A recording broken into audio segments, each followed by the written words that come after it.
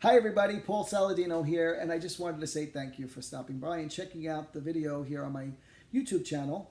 I greatly appreciate it, and I sincerely hope that the information that I will share with you will in some ways inspire you, encourage you, motivate you into becoming a better version of yourself, and then ultimately leading you in the direction to find your greatest and highest good. And then possibly bringing in all of those things that you've dreamt of and desired in your life. This is the first video of a series of videos that I'm hoping to put out, each specifically focusing on a different topic, a subject that will help you to see yourself and life from a different perspective. It's my hope that this will give you the tools necessary to do the things to enhance you yourself and then to embrace a better future. So as I was thinking about all the different topics that I'm so passionate about and things that I love to speak of, one in particular stood out far greater than the others. And it made complete sense to me because it's what I've used in my life to become a better person, to better myself and my life in many different ways. And it's also enabled me to have tools that I have used to teach during my workshops and my classes and the seminars that I have. And that topic, that subject, is spirituality. Now, many of you hear the word and automatically start to feel things, and you have your own definition of it. In this video, I'd like to tell you a little bit about what I feel spirituality is and how I have embraced it to live a more spiritual life and the tools that I use to keep me there. So I'm hoping that in some ways this will help you. But before I do that, I'd like to just clear up a few misconceptions that are connected to the idea of spirituality. The first one, and one that I hear often, is that when people hear spirituality or spirit, they automatically connect it to religion. And while I believe that there's a beautiful sacred cord that connects the two, I don't believe that they're one and the same. And as the video goes on, you'll understand why I believe that. The second misconception is that most people think by embracing a spiritual existence that their life automatically becomes this fast track to a fairy tale. No. It actually just gives you the awareness and the understanding to endure and conquer and to live your life completely differently than you have before. And the third misconception that I hear often is a lot of people think that you need to train your brain in order to be spiritual. That's not anywhere near the truth. Spirituality has nothing to do with intellect or thought. It has more to do with feeling and a connection to your spirit. So it requires a more openness and a more connection to your emotions than it does thinking or anything to do with intellect. So those are the most common misconceptions that I hear about spirituality, and I wanted to just clear that up a little bit before we begin the whole topic. And it is my opinion, those assumptions and those misconceptions. So I'm sorry if that offends anybody or you don't agree with it. It's just what I've learned through the years of work that I've done. Okay, so let me tell you a little bit about what I believe spirituality is. For me, spirituality is a connection to an infinite wisdom, a higher consciousness that is far greater than the human experience. It's tapping into that wisdom and connecting our human side to our soul, our spirit. It's giving us the opportunity and the information to be able to recognize our lessons, to see our tests. And not only that, but to give us the clearest, shortest, and precise route to finding the solution and peace that comes with learning those things. So I hope that makes sense to you. It's bridging the gap between the human experience that we are in now and allowing us to go to a higher vibrational energy, which will give us the information we need to live more peacefully, to have a greater understanding of our lives. And let me just tell you a little bit quickly about how I got to this whole definition. So as a young boy, I actually was always feeling a little different in many ways, but nothing that made me feel bad. I just didn't feel part of anything or connected to anything. I felt individual in a lot of ways. And during my younger years, just this went on for a while into my teenage years where I felt a little alone. And, that's a tough time for any child because you're going through hormonal changes and growing pains and all of that. And add to that, I started to hear a voice on the right side of me around the age of 13, which made me feel different, even on a bigger level. And this went on for many years. And now looking back, it's interesting because I believe that was the time of my life where I started to nurture my spiritual gifts, where it started to unfold right before me, but I wasn't aware of it. It forced me to go within myself and to train my intuition. It started to give me the opportunity to see life differently and to be more specific and more detail-oriented in the way in which I looked at life. And so I began to get curious about this feeling and these ideas I was having. And so in my early 20s, I began to train it. I started to go to classes and take workshops and to read books and watch videos, all on the topic of spirituality. And it really helped and give me a sense of peace within myself and to clarify why I was feeling the things I was feeling. This one particular workshop that I went to was a workshop on becoming more spiritual. It helped us to unfold our spiritual gifts and to embrace our spirit. And I remember sitting there next to a gentleman, and during the lunch break, we began to talk about our lives. And he specifically was listening to me as I was going over my past and telling him my journey to getting to where I was at that point. And what was interesting is he stopped me while I was speaking. And he said to me, "Paul, can I ask you a question?" And I said, "Sure." And he said to me, "Do you ever look back on your life as being a struggle? Or do you see bad? Do you feel like you had to endure things that weren't meant to happen? Do you actually feel like there's been any mistakes to your life? Do you see pain and anguish and hurt and fear?" And I was like, "Oh my gosh, haven't you been listening to me the last 20 minutes? And so he said, "Yes." He said, "And what I'm hearing is not a spiritual person. What I'm hearing is a victim." He said, "You keep telling me about all these experiences that happened to you." And he said, "Can I clear this up for you?" And I said, "Please, by all means." And he said to me, "None of that happened to you." And I shook my head and I said, "What?" He said, "It happened for you." He said, "Nothing in this world happens to you, it happens for you." And that's the different perspective you take when you live a spiritual life. You connect to the understanding that you're not a victim. You've invited these situations to happen so that your soul can learn something. And it came here down to the lowest form of existence, humanity, to experience human emotion. And human emotions are all those emotions that are negative. Most are, And in that pain that you endured and that you conquered, think about the light that you created. And I said to him, "Well, I don't understand." And he said, "Think of the light. What good did you take from those experiences?" He said, "Did you find strength? Did you look at hope? Did you become a better version of yourself? Did you vow that you would never do what happened to you?" And I said, "Yes." He said, "That's your spirit." And in that moment, my whole perspective on life changed. And I began from that day living as a spiritual person. I started to see my life as an opportunity rather than an obstacle. I wasn't focusing on all the negatives and getting caught up in the problem, but I was rather looking for the solution and the peace that came along with that.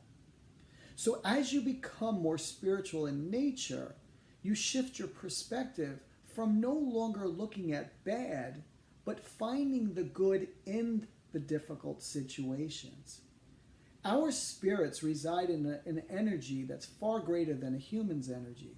And it understands that there's a purpose and a reason for us to endure these tragedies and these hurts and these pains that we go through in life. Now, many of you out there, I'm sure, are going to be a little bit bothered by the idea that we didn't go through anything bad. Because some of us have lost loved ones. Some of us have endured abusive situations, and we've gone through difficult turmoils with serious illnesses and things of that nature.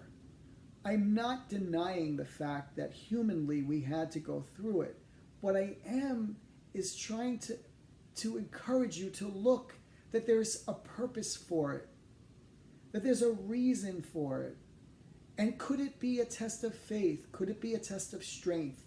Could it be teaching you to embrace yourself and to enhance your own self-worth?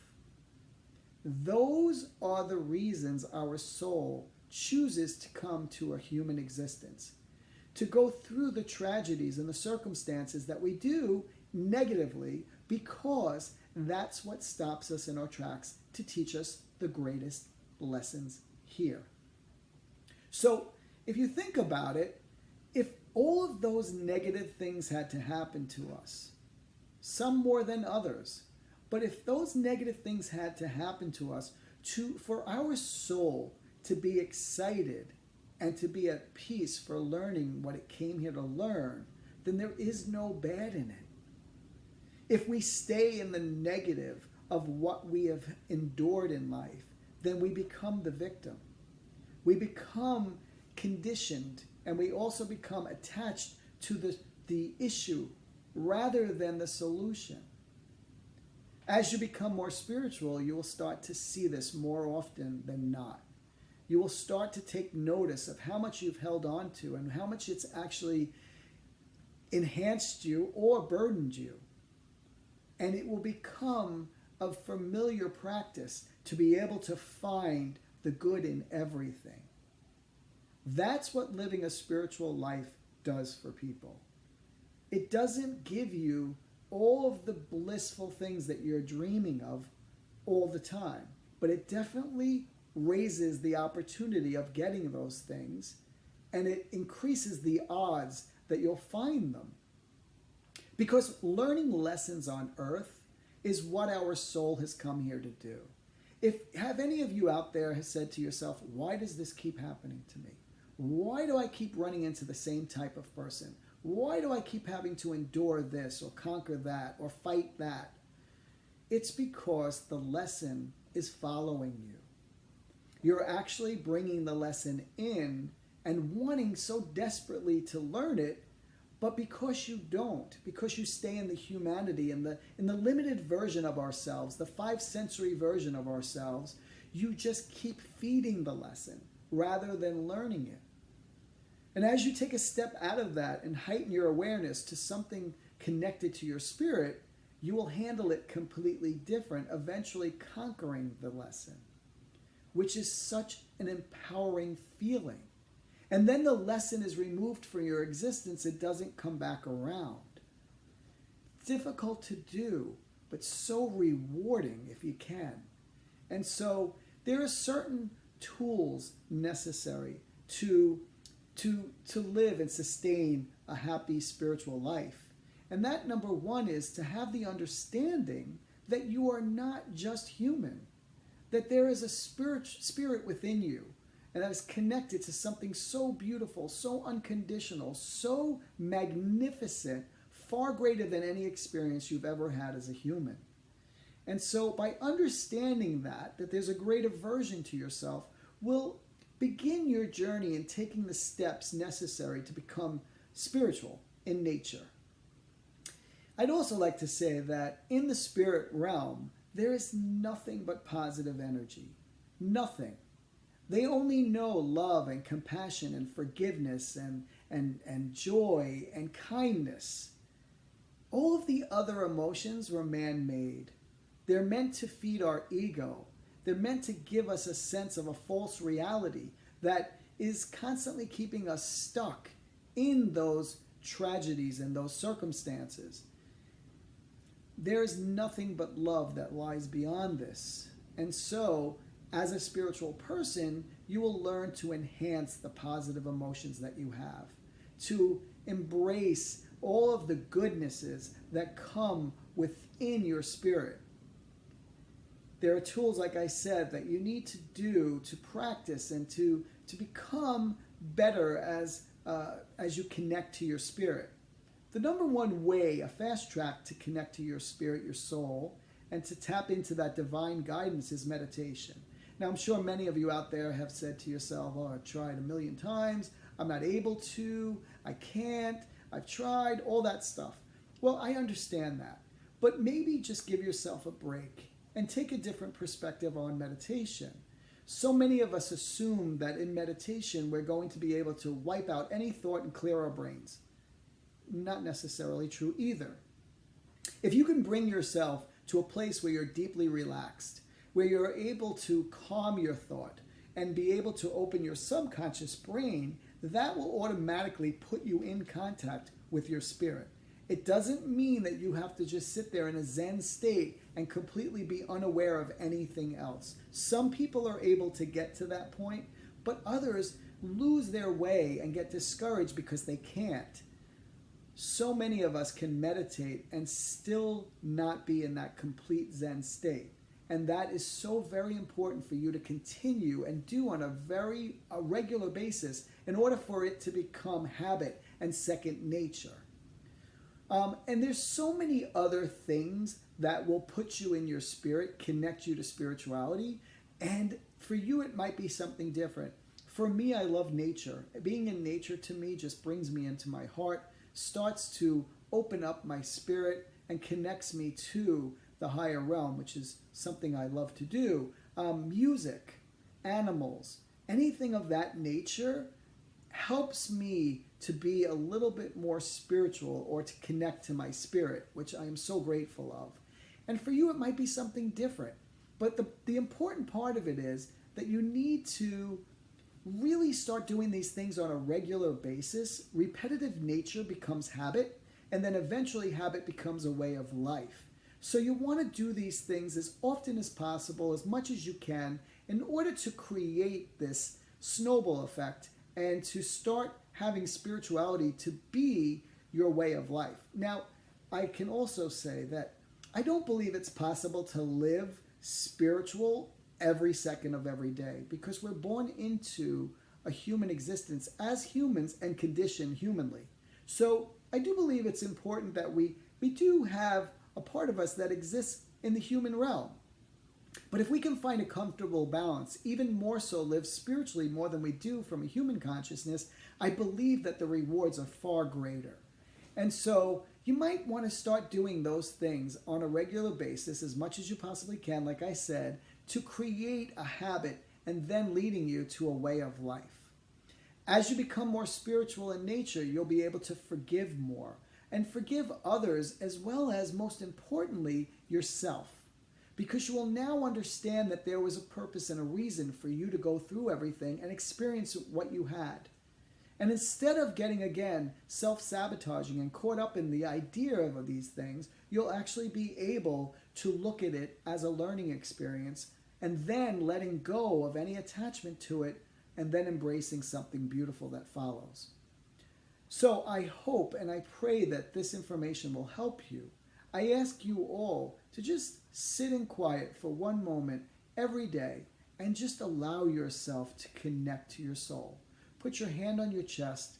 Allow yourself to feel, to get out of your thought process for a moment, and to allow yourself to understand that you are far greater than the human you think you are. That everything in this existence that we are going through, good, bad, and indifferent, has a purpose and a reason to teach you something that your soul is so desperately desiring to learn. And I will tell you something. Any human satisfaction that you achieve in this lifetime does not compare to your soul's desire. Accomplishing a soul's desire, it just is the most blissful and euphoric thing that you could ever experience. And so Wouldn't you rather a Swiss bank account in heaven than to get the mere satisfaction of satisfying your ego here on earth? We can do both, and I think that that ultimately is the goal. But I assure you that when you embrace your spirit, when you listen to the guidance that's there for you, and you actually do the work to become the better version of yourself, automatically your life takes on a new meaning, and you start to live a better existence physically, mentally, emotionally. You start to invoke more love in your life, more joy, more peace, and you start to lessen the amount of stress and anxiety. Have any of you really experienced high anxiety? I'm sure many of us out there have. Let me explain to you what anxiety truly is. Anxiety is the tug of war that is going on between your physical side and the spiritual side. It's the misunderstanding or the tug of war that they have going on. It's your soul telling you, hey, we need you to go in this direction because this is going to bring you your greatest and highest good. This is what we're desiring to learn. And then the human part of you saying, oh no, I'm not doing that. I'm comfortable doing this. And that disconnect, that tug of war, that disagreement is actually creating anxiety within you. So once you embrace your spirit and you start to follow the direction in which it leads you, you will no longer have major anxiety or major stress. You will lessen those drastically. And you'll start to embrace this sense of empowerment and understanding and peace that comes along with it. It's a beautiful experience, and it takes time to transition from human existence to spiritual awareness. And don't get discouraged. Just keep doing these things. Take a class, read a book, go to a workshop. Try to get as much information as you possibly can, and then embrace your own spirit and your own idea of spirituality. Because I promise you, the rewards are unbelievable. And the benefits are so rewarding and so comforting. So again, I hope that this information has helped you in some way and has brought you some enlightenment. And I hope that you can use it in your daily routine to change your life and maybe then go out and change others. Because isn't that ultimately the goal? That we all want to find more peace and happiness in our life and joy. We all want to be physically, mentally, and emotionally healthy. And then by doing that, we hope to then share it with other people and become a conduit or a leader of example. And that's what I am hoping for. So I wish you all well. And I'm so grateful that you took the time to listen. And I'm excited about the videos that are coming. Each of these topics will have something to do with something to help you in some way, spiritually, mentally, again, physically. I'm hoping to do videos on cord cutting and the law of attraction and the inner child and something to do with the chakras, the energy centers that are within our bodies. But all of these topics will be dealt with in the future videos. I hope that you have a great day. I wish you well. I love you. And if there's any way that you in any way need my help, please reach out. You can go visit my website, which is heavenshealingguidance.com. That's heavenshealingguidance.com. And it'll tell you and explain to you all of my upcoming classes and workshops and also all of the services that I provide. So I once again thank you. I wish you well today and always. And I appreciate you and I thank you for allowing me to be a small part of your journey as you spiritually unfold. God bless you. Bye.